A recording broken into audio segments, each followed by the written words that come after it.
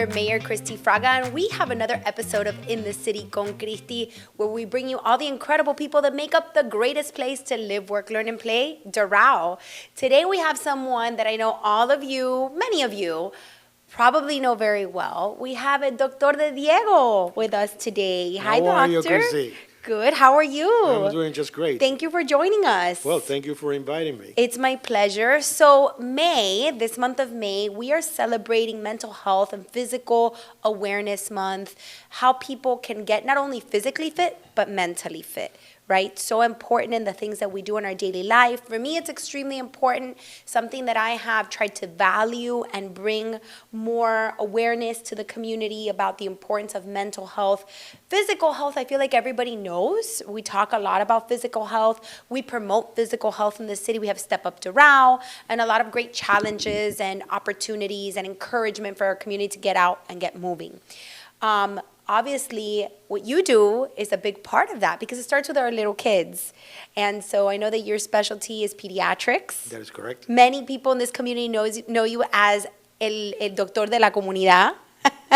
Mi nombre es Dr. D. Por lo menos así te conozco yo, como Bueno. el doctor de la comunidad. Muchas gracias. Our community doctor. So, Dr. Diego, tell us a little bit about you, how you got into this profession. Then we're going to dive into some questions about Doral and giving our families more resources about health and wellness for their children. Well, basically, I'm what is called a Peter Pan kid. I came when I was about 14 years of age. I left Cuba during the Castro regime. And basically, I came by myself. And I didn't see my parents until about 18 years later. At that time, I went to, I was very lucky. I really feel that I was lucky all the way through it, thank to God.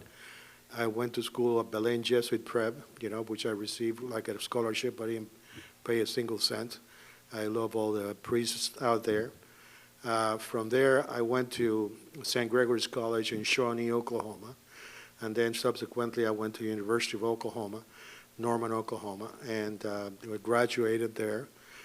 Subsequently, I went to medical school there, and I graduated as a pediatrician in Jacksonville, Florida, University of Florida, Department of Pediatrics, Jacksonville Urban Campus.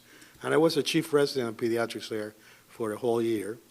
And I was very happy that, although I didn't have my parents, that I had way along my life some people that helped me out quite a bit and always told me to be on the straight face. Now, since then, I did get a diplomate degree, which is a doctorate with the American College of Addiction and Disorders, Compulsive Disorders, with the Dr. Holder here in Miami. And I am right now with the Florida Christian Counselors Association, which I'm one of the board members there. Subsequently, we're going to have a talk on attention deficit disorders and some of the other stuff in a conference in next month, as a matter of fact. So we're preparing for that. We're preparing for the conference. We're preparing for the meetings. And we're in tune to help people out as much as we can, mental health, physical health, and of course, nutrition and so forth and so on. That's what we do all day. Yeah. So that's excellent. Excellent. And let me tell you, I think that we could have probably a whole other discussion and podcast about immigrants that have come like through Peter Pan. There's so many incredible Miamians that have stories of perseverance and success that were part of Peter Pan, and that like yourself, that have come here and made an incredible incredible life for themselves and helped the community and started foundations helping other immigrants. So I think that's a whole nother series that we can have at some point. we're welcome. Yeah. Basically, I just would like to briefly say something about the foundation. Yeah. As a graduate from the University of Oklahoma, I am the president of the South Florida chapter, And we are a very small group, but we're very conscientious about the things that we need to do. And we created about 20 years ago a scholarship or some scholarships. We all get the funding. And the university, if let's say we put down $2,000, the university gives us an additional $2,000. If we pay $10,000, so but What's the name of the foundation? the fund is Simón Bolívar. Simón. And the reason for that is that at the University of Oklahoma, it's the best or the greatest petroleum engineering school there is. And basically, when I was there, most of my friends were Venezuelans. And the first few scholarships that we gave were for 3 young Venezuelan girls that were engineers. Right now, we have 2 students up there on scholarship from Doral. Oh, wow. So I'm very happy to tell you that. But we are giving 1 scholarship at least a year. And how much is it? What's the value of the scholarship? The scholarship is around $10,000. Wow. Okay. That's great. Half of it is given by the University of Oklahoma. But at any rate, what I was trying to say is that right now, in the past, we have been given, on your behalf, on behalf of all the people in Doral, to Native American Indians there. And definitely we'll give the scholarships to some Native American Indians. We're very proud of this country. I'm very proud of being an American citizen. And I'm very proud that we, as a foreigner, I would say, we're helping some of the Native Americans, Indians there. Yeah, awesome. That's great. One more question. Where can people find out about this scholarship? Si alguien de la comunidad quiere aplicar, or if someone here is interested in knowing more about this scholarship. Basically, you can call my office if you want to. Okay. And if So you contact the Doctor de Diego. If you have Facebook, Yeah. I think we have. It's called University of Oklahoma, South Florida, Miami Sooners. That's what we Okay. call the South Florida Miami Sooners. You can go there, and we're doing some podcast in our office, in reference to that, and some other stuff that we would like to do. But Great. feel free.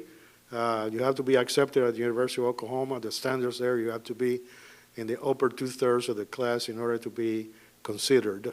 But at any rate, even if you're not considered, what we can do is to help you out, books and what have you not. Yeah. What we would like to do is to, you see, if I became a doctor, it's because some people helped me. And I'm very proud to tell you that in reference, I love Belen Jesuit Prep because it gave me a very good education. And basically, some of the priests out there are my family. And Belen has an incredible history in Miami too, and its involvement in many success stories. So believe you me, well, I know that there's a lot of passion from the alumni. I remember trying to get into Belen, and of course the Belen that I went was a Jesuit, the Jesuit church, and then it got improved somewhat. Right now it's a beautiful complex. Yeah. They even have an observatory out there, and if I may say so, hello, Father Cartaya. Okay. Buenísimo. Bueno, thank you for giving us a little bit of that history, telling us about the foundation. Like I said, I know many that come from that background feel that they need to give something back to this community, this country that really gave a lot of opportunity. But I want to get right into what we really are talking and diving into this Okay. month, which is about mental and physical wellness. So, one of the things that a lot of our parents talk about here in Doral, and you and I have had a brief discussion about it, there's parents that are concerned about the long-term effects for children that have lived around the incinerator that we have here in Doral. Obviously, now it's become an even larger topic of conversation because we had the fire in February, This is something that obviously we've all been concerned about for years. I've lived here for 22 years almost now, so it's not new to me. It's not new to many of the residents, but to some it is that have moved in that area. And so there's concerns about health and what it can do. And I don't know that we have enough data really to understand truthfully what the effects may be coming directly from that. But I know it's definitely a concern for me. It's what we're using to make sure that we have an argument to the county to not rebuild the facility in Doral. We've become a very large urbanized city. We grew around that. And I know that the county commission and many times says, well, you moved next to incinerator, you should have known what you were buying.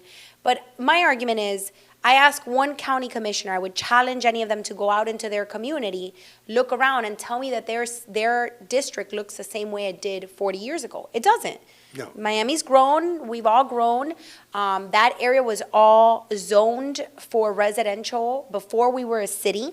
So we've really just had to pick up a lot of those issues, and truthfully, we're elected to solve problems that we sometimes didn't create. So I've been a big proponent about now that it's burnt down and it's not operational, that we get it to move, that it's built somewhere else. I understand the need for waste management solutions in Miami-Dade County because we all produce waste, so it's all of our problem.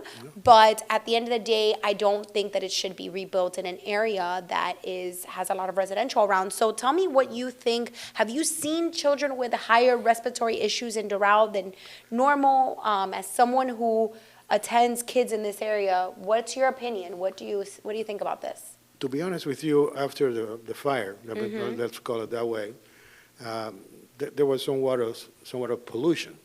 And definitely we saw with a great number of children, especially younger children, and older children too, adolescents, and even the parents. Because when pediatrics, when you see the patient, chances are you see the whole family, the father, the mother, the grandmother, the aunt, the uncle, and all that kind of stuff, And we saw a high incidence of respiratory situations with our patients. So yes, there was something that may be somewhat related to that fire.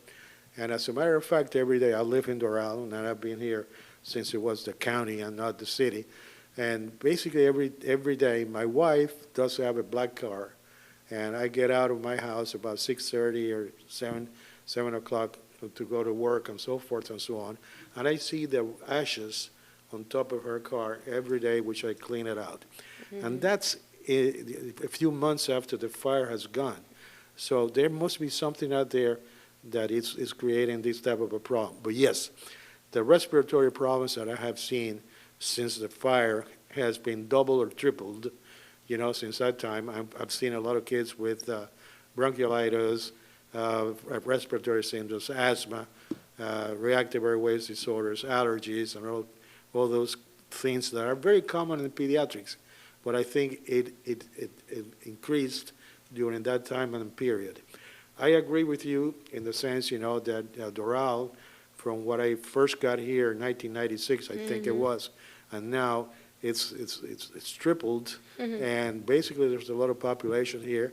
And basically you have, as a mayor, have to protect the people here. And of course, we in the community, as a doctor involved in health, we have to be on your side to see if we can move that situation someplace else away from here if we can. I guess that politically you are in a battle in doing that, and we encourage you to continue with your efforts and necessities, and we are going to be behind you. So that's the only thing I can tell you. And all my patients are going to be behind what you've been doing and what you want to accomplish for the benefit of Doral. Thank you. Yeah, no, this is something that as a community we need to come together and stay strong and committed and show up and stay organized. So anybody who hasn't filled out the petition that's on our website, please make sure we have on our website. There's a link with all the information that happened during the fire, but there's also a link to fill out a petition asking the county commission to relocate this plant outside of Doral. So if you haven't filled it out, we're trying to get to at least 10,000 petitions. We're about 2,000 now. So hopefully after this, more people will fill out the petition. I encourage your patients, if you see patients that are still experiencing some of these symptoms, please encourage them to fill out the petition, because it's extremely important for our message, for our cause, for making sure that our voice is heard at the county commission. I will, but Awesome. I'm going to ask a favor from you. Yes. Make it up on a piece of paper, because I have some of my clients, the grandmothers and so forth. They don't know how to get into the website. Well, you can send them to someone who will help them, because the idea of having it all electronic is because of the sensitivity, and also because it's gonna be a way to transmit it to the county more efficiently. So, pero we will help them. No hay problema. We will help Abuelita fill out the petition. I brought my office manager, so she'll be in charge of that. Awesome, awesome. Let me ask you, you were talking about ADHD. Tell me a little bit about what you're seeing. Are you seeing an increase in students or kids or families that are coming worried about this? I have this conversation a lot with parents. A lot of, and I think it's a struggle, right? A lot of parents, they're like, I think my child has, ADHD, or they don't pay attention. I'm like, oh, tiene 5 años, 6 years old, 7 years old. Sometimes they're all day in class learning, and then they come home and you have to do more homework, and kids want to play. Sometimes I feel like my son doesn't pay attention as much as he probably should, but I feel like they grow out of it to a certain extent. What do you think about medicating kids on this, and what is science telling us? Well, basically ADHD is very close to me, because I did have one member of my family when I was in Jacksonville, Florida, and basically I'm going to tell you what we did. This family of mine was going to a real nice Catholic school, and I was helping the school there quite a bit. And basically the only thing that I was getting from that school every day, was your child is not doing very well, you're doing do this and that. And one day I went to see the priest. I told him a few things, and I did say to him, why don't you help, my relative? Because you're a priest, I'm a doctor, so I'm supposed to help people out. I guess you should. Basically, I didn't get a good response for it. So the only thing is I learned one thing, that God exists.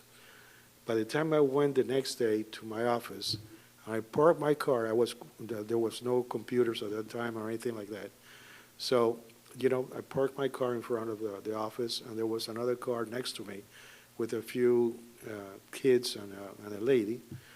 So I opened the door, and I left the door open, and I got a piece of paper, because I had to do a couple of things there before starting the day.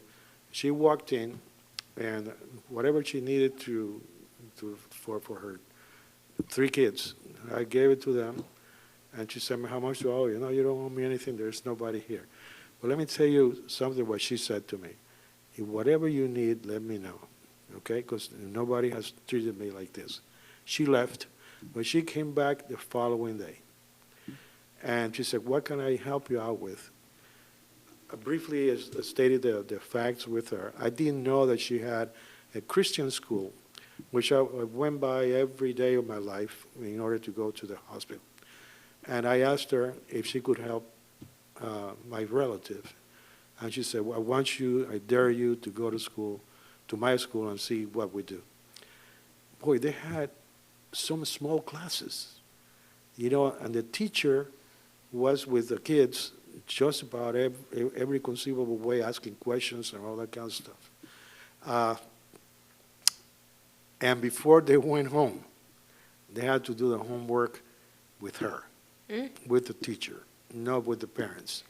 Okay, so what school is that? I need to sign my this was in Jacksonville. Oh, wow. And basically there are some other schools around here. I think I have to say it's not a plug, but Divine Savior is doing a very good situation there with some of the kids. I don't know the full details on it, but I know that they're doing a great job out there. I think there's got to be better methods for teaching, and this is not a knock on teaching. I was on the school board, and I just think that our education system is so outdated. It's probably the only system that hasn't changed at all in, I don't know, 100 years.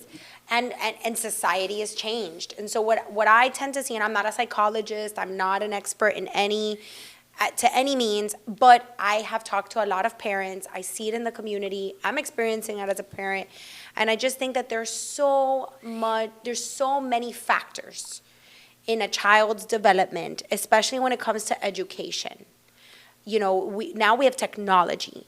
Kids are getting such an overload of information that they didn't previously get, even in my time.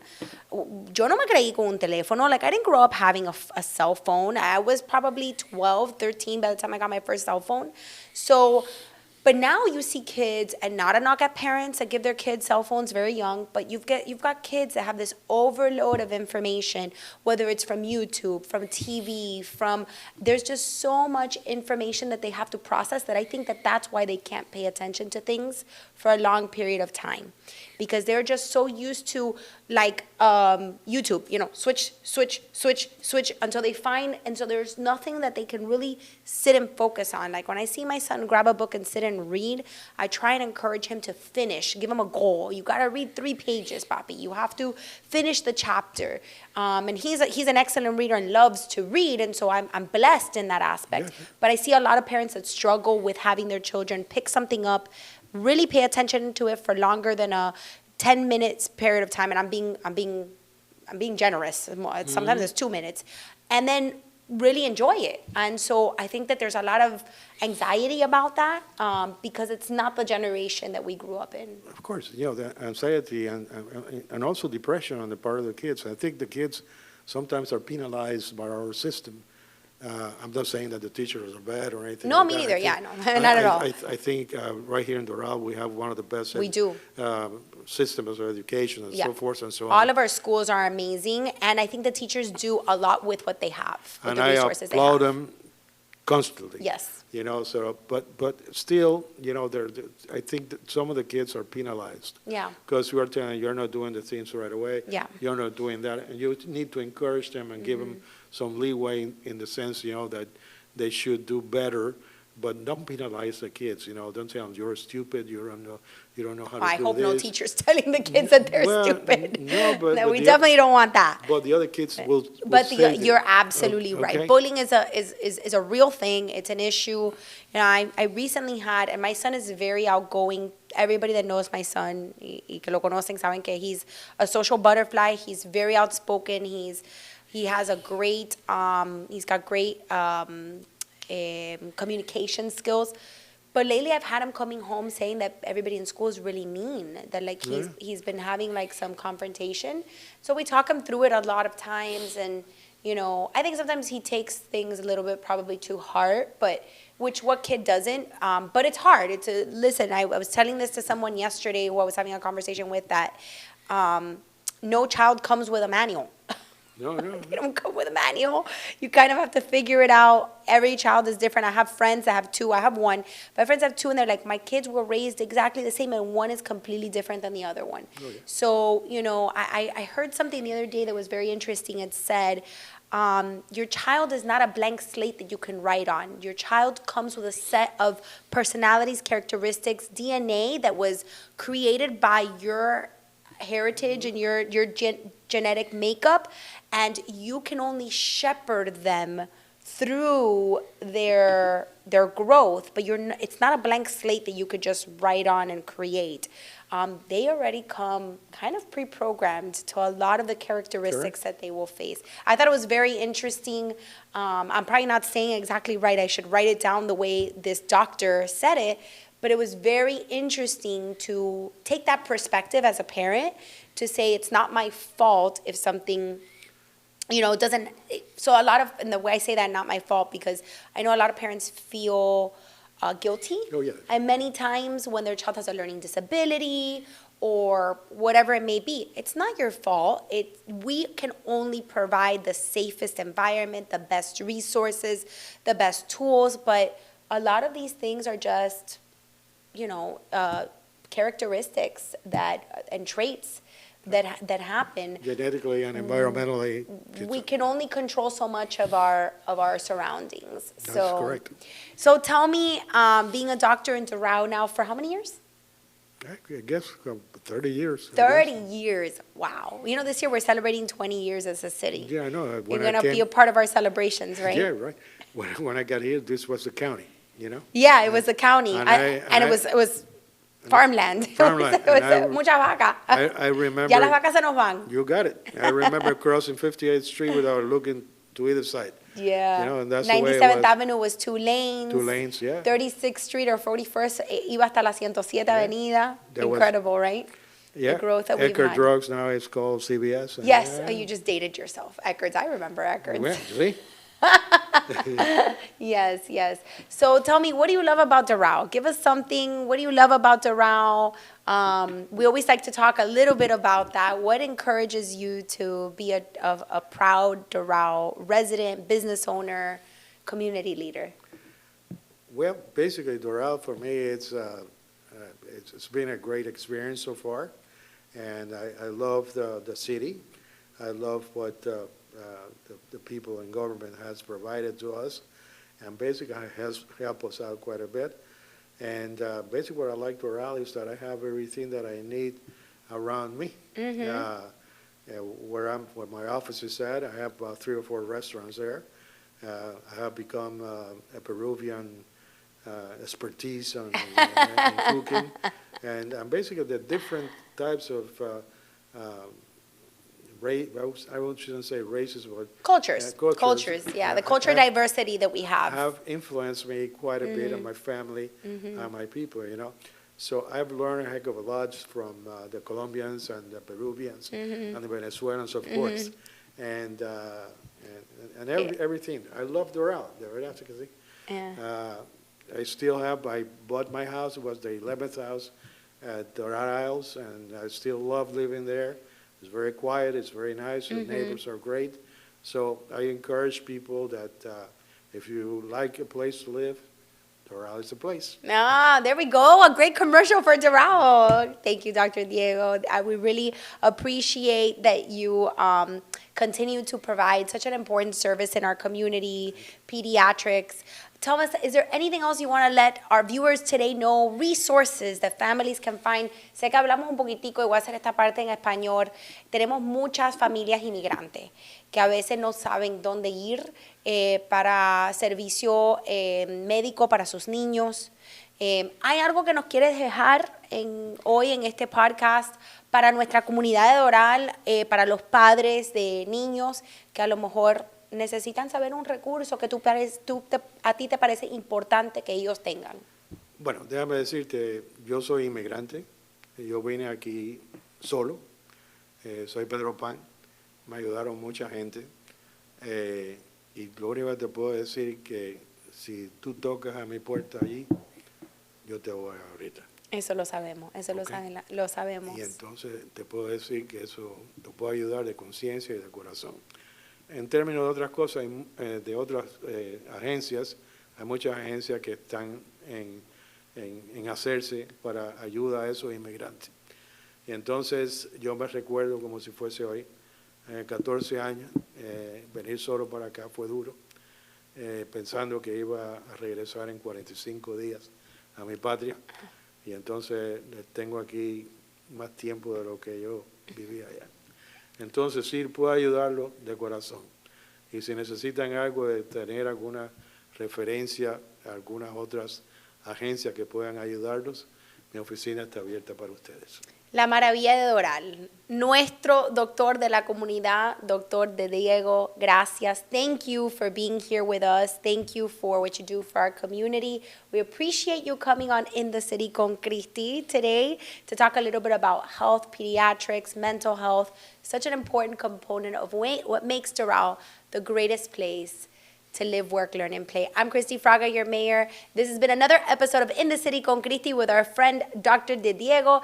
If you have suggestions on what you want to see on our podcast, make sure to write me at mayor@cityofdoral.com. Thank you, everyone, for tuning in today, and we'll have more for you coming up next.